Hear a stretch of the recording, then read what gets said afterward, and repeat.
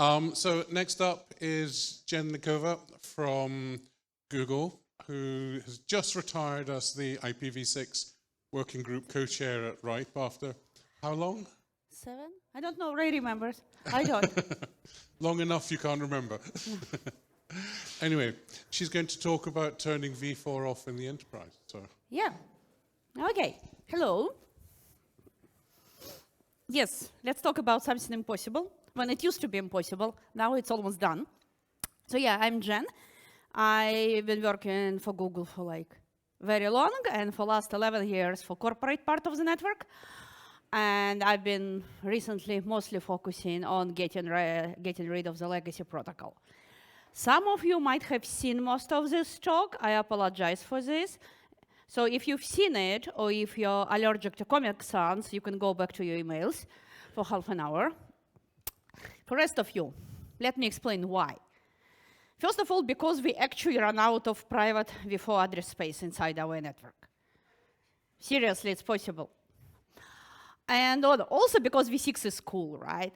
But the problem is with IPv6, IPv6 itself, I mean, dual stack does not solve v4 exhaustion problem, because as long as you deploy dual stack, you still need IPv4, as many addresses as you needed without IPv6, right?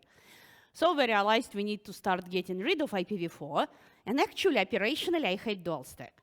All this happy eyeball stuff confuses operations people very much, right? So it's just would be much cleaner without it. So, how many of you would like me to explain the concept of NAT64, DNS64, and CLAT? Oh, great, we can skip a few slides.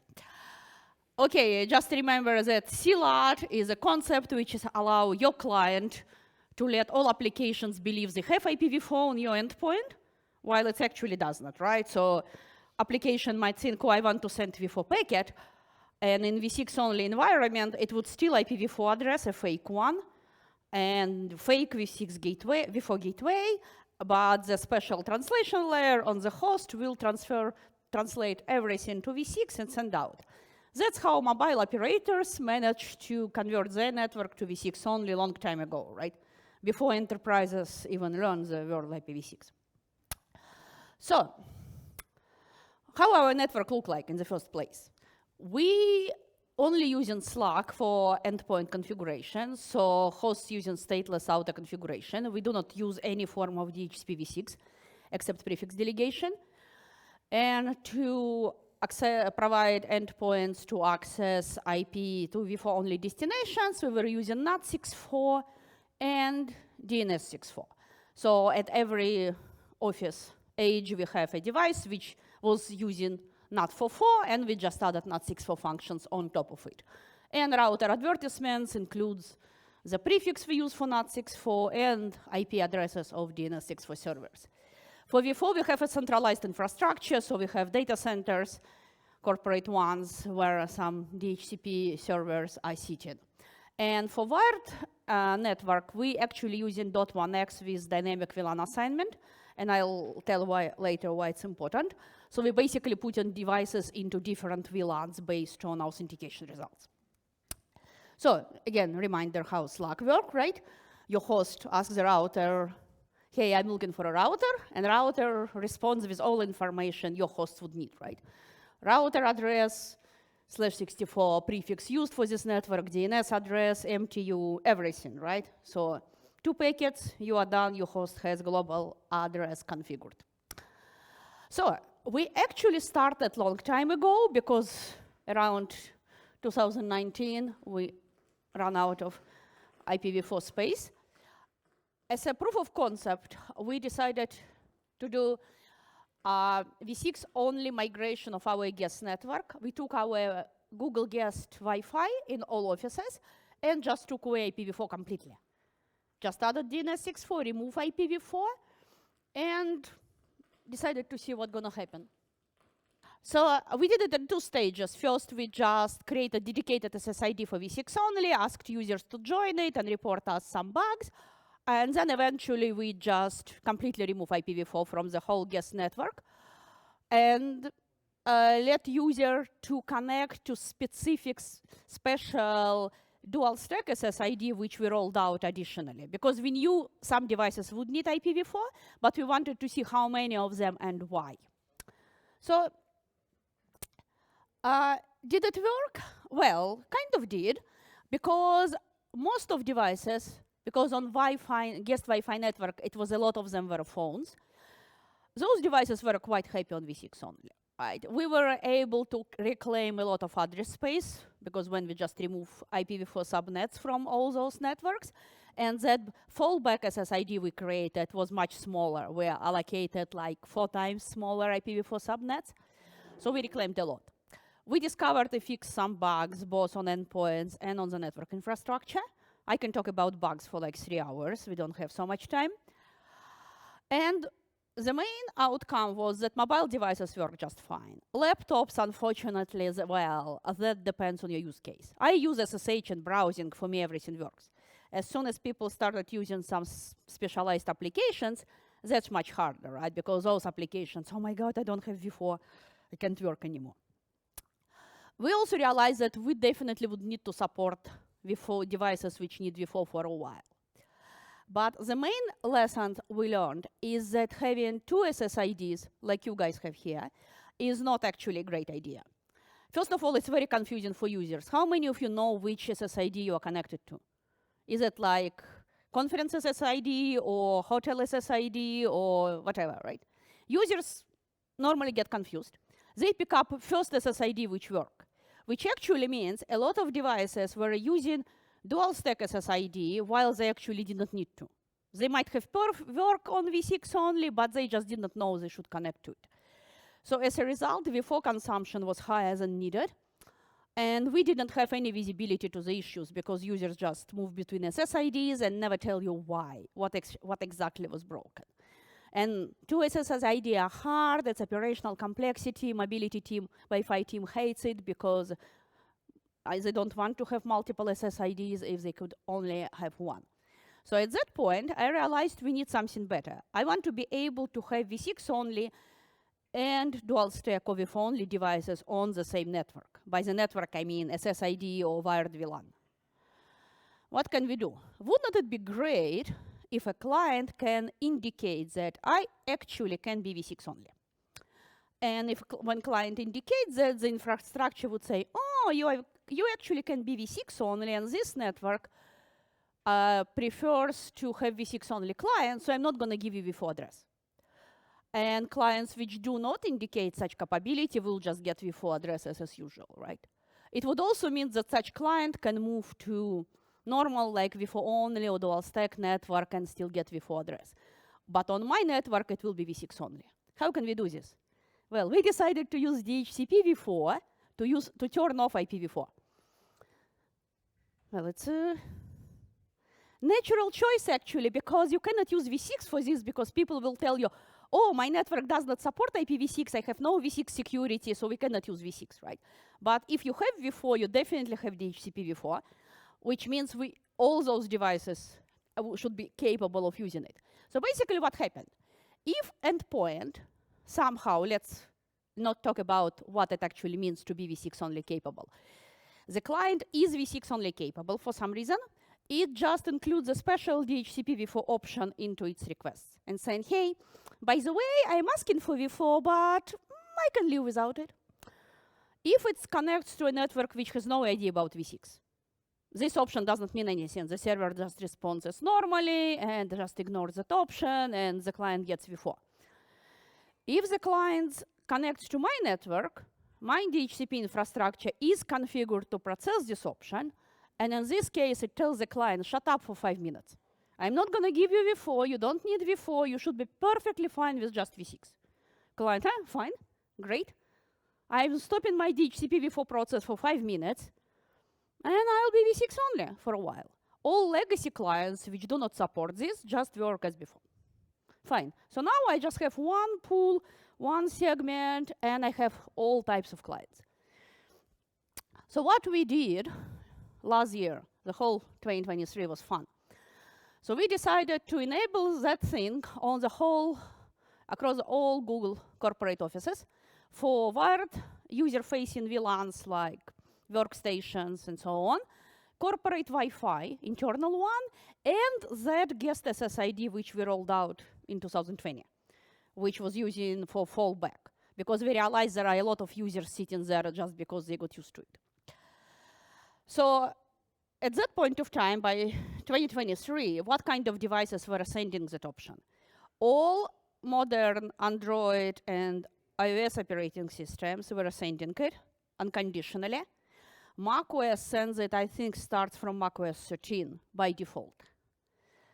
So for Linux, you can actually enable it explicitly in the HCP client.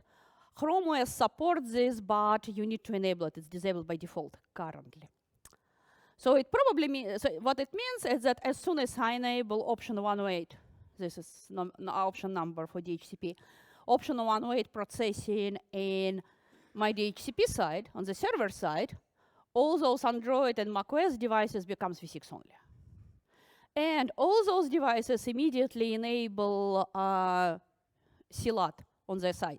That basically ensures that if device has CLAT enabled, right, all those v4 only applications like Spotify or Steam or whatever, they just keeps believing, oh, I have IPv4.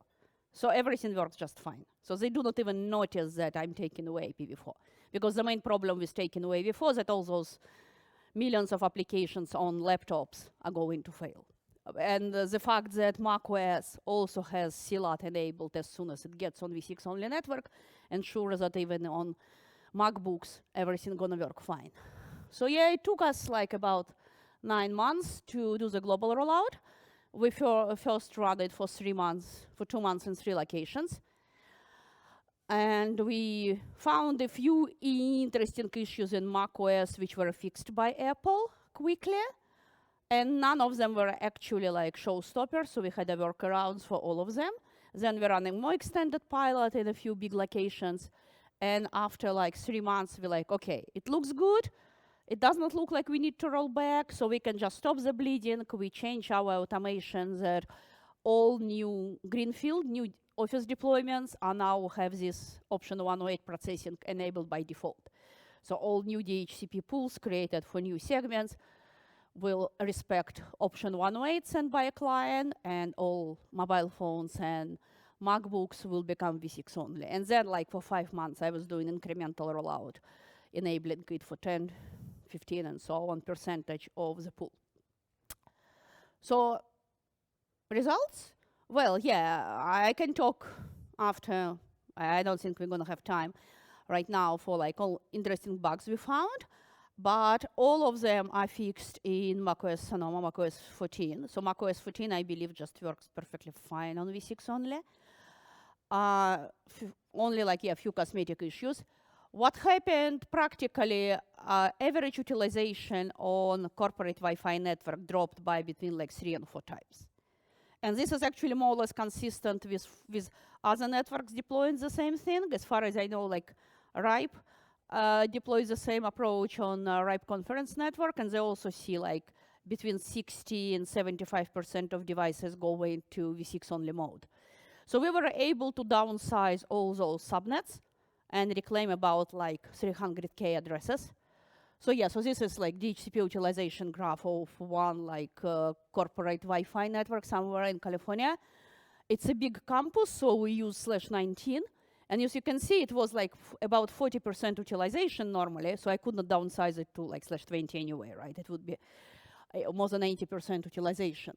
So we had to have /19 there, and after I enabled option 108, I was able to change it to /22. So just one location gave us like 7K addresses. Lessons learned, more fun. First of all, the only way to deploy v6 is when you run out of v4. Because until you get there, it will always be excuses. Or because I've been doing this since I moved to corporate network part, which means like 2013. And it's always been, Jen, can we do it next quarter? Yeah, we know it's important, but nobody gonna die right now, right? So we do it next quarter. Then suddenly we run out of address space, and suddenly it's a priority. Suddenly we're getting that stuff done. So it was the main driver, right? Everything else will be just for fun. But the only compelling business reason to do this is to to run out of v4. So also, I've been doing like v6 and that network for like 7 years before we started doing v6 only.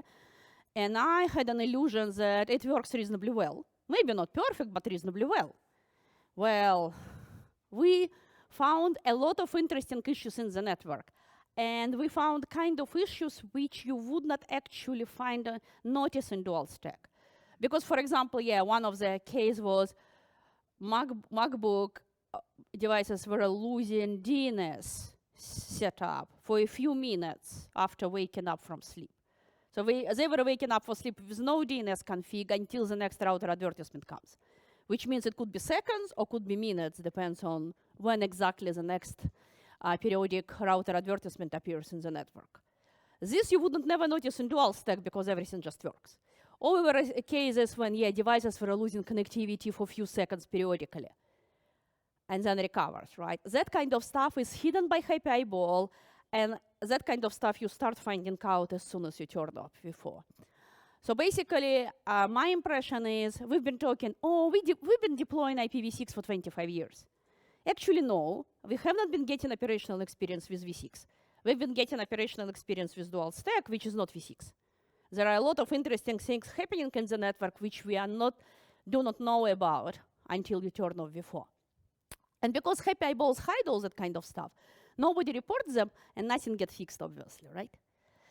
Well, interesting case we found was that a lot of devices in the network look like it's a host. It's something you plug in your access port.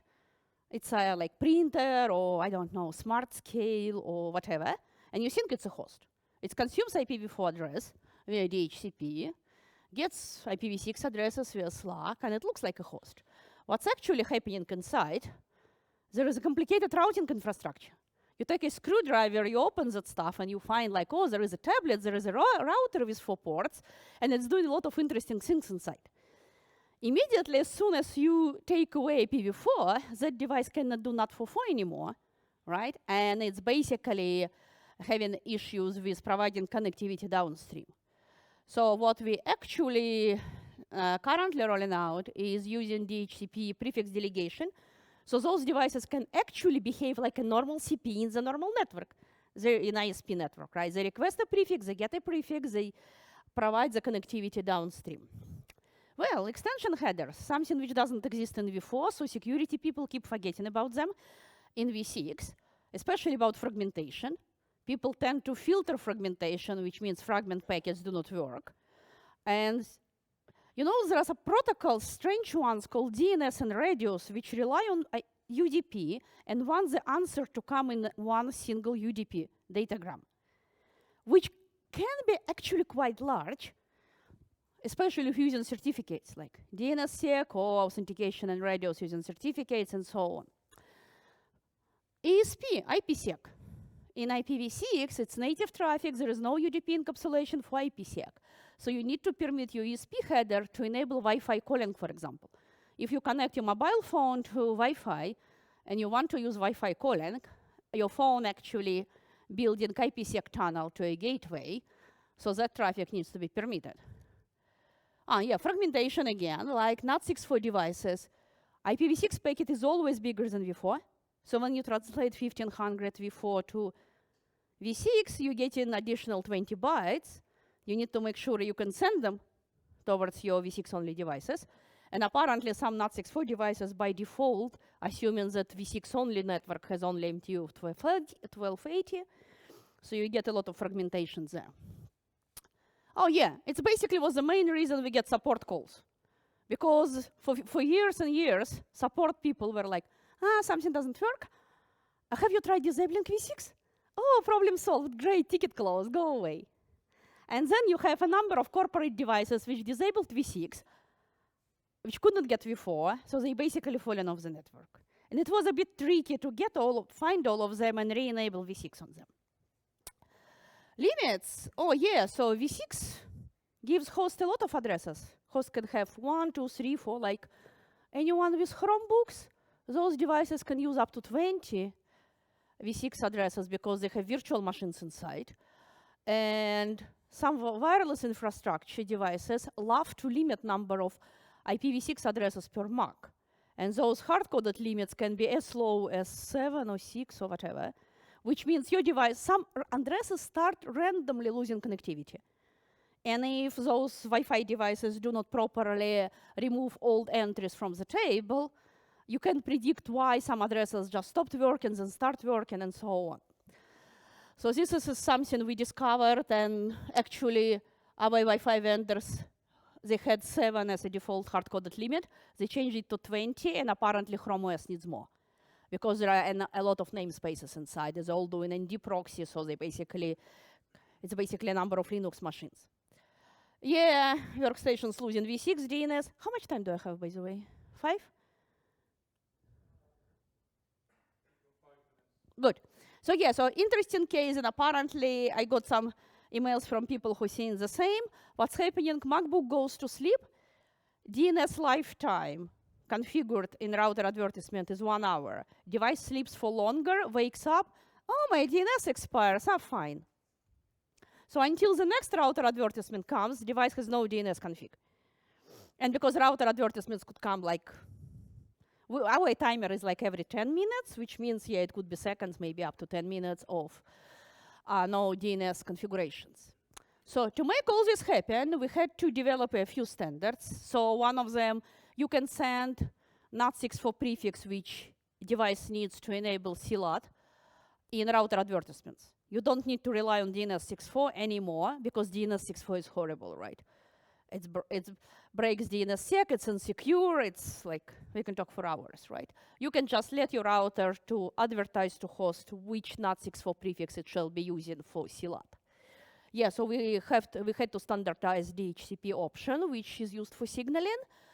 We had to actually update neighbor discovery state machine, because there is a flaw there which introduced additional delay before your host can get connectivity. All I've just said is being documented in the v6 ops ITF draft, because we want to have a document, not just a number of my YouTube videos, about how to do this. So it discusses all those technical details. And yeah, we're talking about how to use DHCP v6 prefix delegations to endpoints. And apparently there are different implementations of CLAT, X464 XLAT translation on endpoints, and we're actually writing recommendations to ensure that all endpoints do more or less the same thing. So if anyone by any chance has a Chrome OS, you can enable option 108 by going to flags and setting into enable. Recently, it was in March, Microsoft officially committed. They announced the plans to support option 108 and 464 XLAT in Windows 11. I don't think the timeline has been announced, but they basically said they're going to do that. So they're working on it. And questions?